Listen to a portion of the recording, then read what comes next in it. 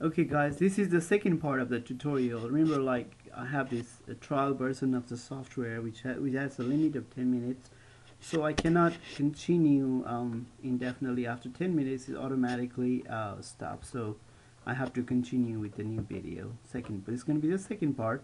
Okay, anyway, so as I was explaining to you, this default, basically, it's going to find this DOM object in the default.html and apply click event to it.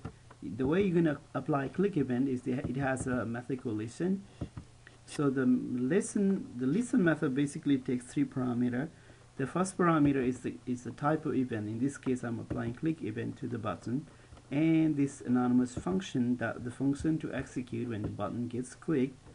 And this false mean it has to do with some sort of inheritance, whether inheritance would be there or not. By setting this flag to false, it doesn't apply the inheritance. Okay, so that is that. And then after that, I have this little block of code. Let me show you what this is doing right here. Make it a little bigger so I can. This is too big. Maybe 100. It's 100 was already 100. I don't know. 150. Let's do the 150. And well, okay. Or oops, sorry for that, guys. Okay, so I have my DOM object right here. I'm going to say get element by ID. This is a div tag, but it's not really a div tag because I have the attribute state for the date control. And when I grab that, and when I say win.control, this guy now becomes the WinJS control.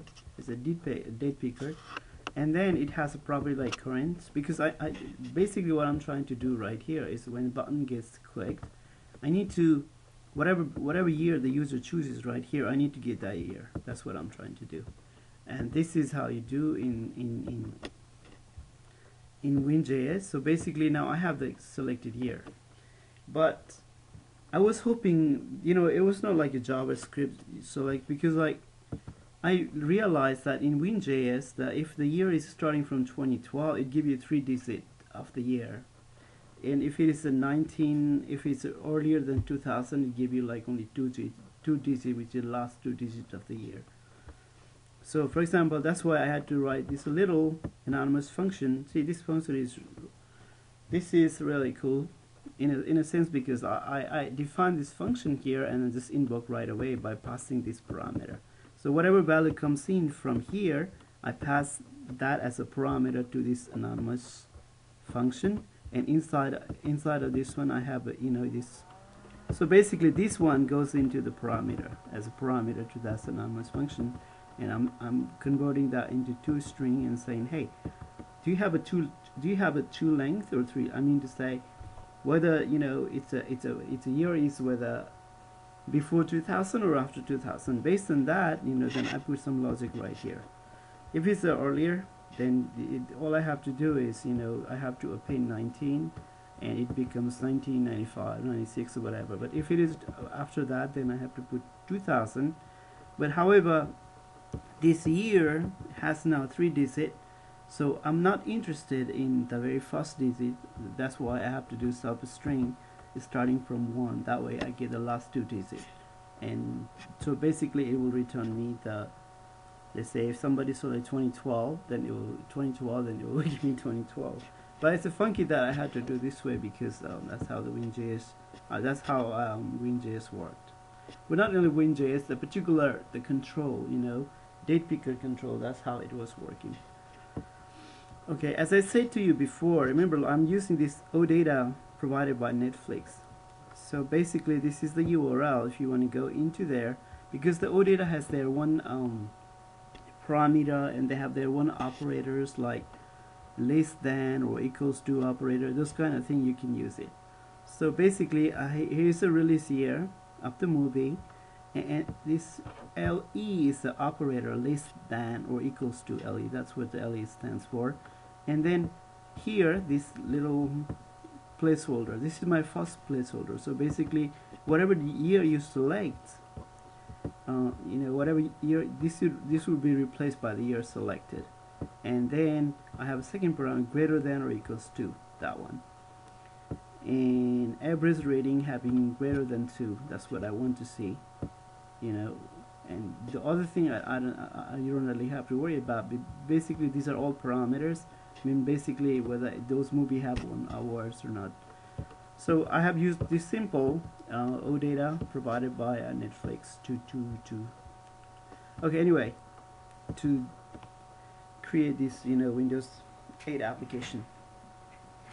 So now, okay, I explained that how it really works, and after that, you know, this is the start year, and well, this one I had to do because so basically, you remember I had to replace this thing because, you know, this is my placeholder. So now I have to replace the placeholder with the actual value. I mean, like I'm a C# developer mainly. That's what I do for a living. And then I use a string dot formats. I use this so frequently. I wish Java has something like that. But I know there is some libraries out there people have written, but I don't like to use so many libraries in here because I would like to write in native JavaScript code, or only library that I'm using right here, just the WinJS API, nothing else, and plain JavaScript. I'm not using any jQuery or anything. I love jQuery, nothing wrong with it. It's excellent library, and I use it all the time in my web projects. But in this, you know, I don't like to write. I don't like to clutter with all kind of libraries. Okay, anyway, so, and after that, so this is a really cool concept, and this is called because I have whole files that explain how it really works. So basically I have this namespace called, this is my name, Siba Adikori, and this is my this is my modular pattern, and basically it has one public method called start process, and it will take the URL to go into. So I pass the URL. This guy, basically, line 42, does bulk of the work. So basically does all the work for us. Okay. Now, and then most important other thing that you have to remember when you write a WinJS application, because it must be called by default. This process all method is here, because if you have any markup, in our case we have plenty of, you know, like binding code in our HTML. So this method must be invoked. If we do not invoke this method, our example doesn't work, because so basically what this process all method does is basically it just read that DOM object, the default.html, and it start parsing those elements and extract out all the DOM object that has those custom attributes, and because it will have to bind it later at runtime. So that's very, very important. Always make sure, you know, this method is here. Okay, now we are going to go into this. Let's find out where this guy is. Netflix data module. This is the guy, you know, responsible for doing all the work for us.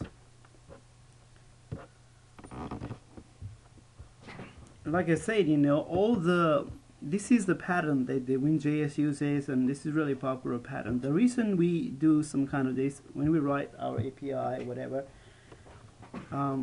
we have a function which is anonymous function, doesn't have any name, and as soon as it's defined, it's get invoked right here. Okay, so this is the pattern. That's the pattern that I have used also, and inside of it I have a bunch of function. But however, most important thing that let me show you that before where does it start. Okay, so this is how you basically remember, like in my previous code I wrote like this name dot, this name dot, this is where it was defined. This is going to be my namespace, and then inside my namespace I just have then object literals, and then it has a method called start process, and this start process is basically nothing. It's one of the function from this API. So this start process you will see